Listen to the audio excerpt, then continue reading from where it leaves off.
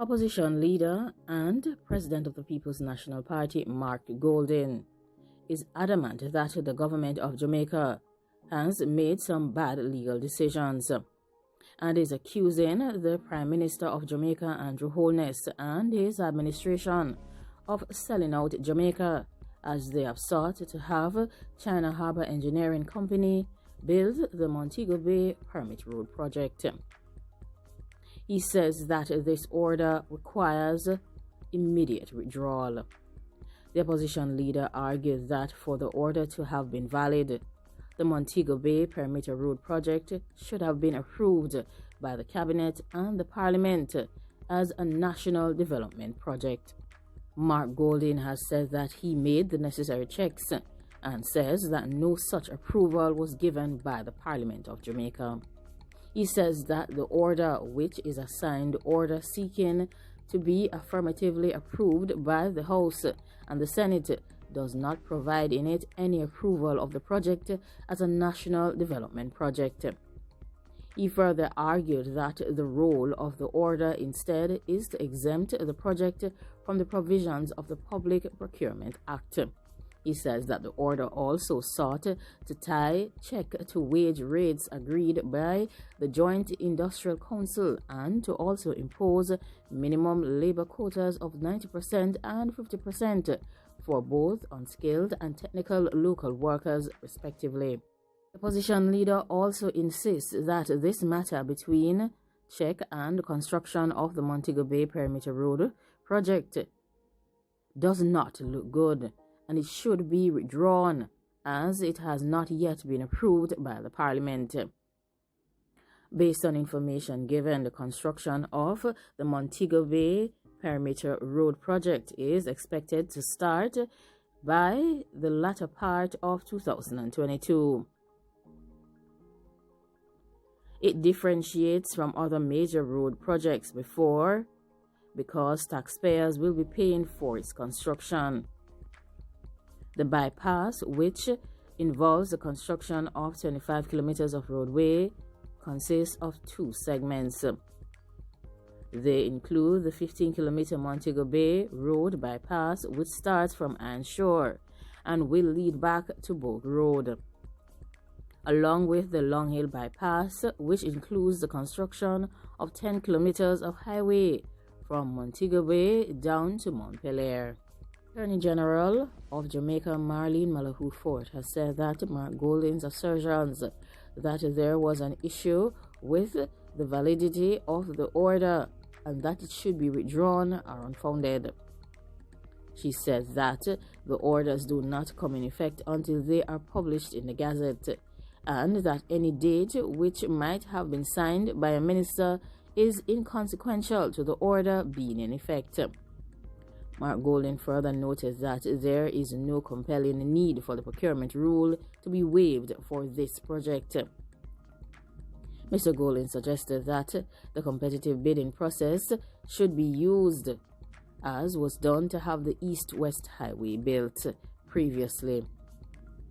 His question is, why has the government skirted around ensuring a transparent procurement process since this project has been in the planning stage for a very long time? He said that it seems far too convenient to come here for this request for a waiver of transparent procurement requirement at this time that is so close to the start of the project. He has also pushed aside Mr. Holness's argument that it would not be fair to check, which would have done substantial design works in anticipation of taking over the project. Mark Golding emphasized that he was more concerned about being fair to the Jamaican taxpayers. The project was to be originally supported by Chinese money. Andrew Holness has taken the stance that he would have no problem if Jamaica were to pay this Chinese company a fair amount for the value of the preparatory works that have been done. However, Golding is saying that it is not enough to just give this foreign multinational the project at some negotiated price, arrived at behind closed doors, without allowing other interested and qualified contractors to bid for the work.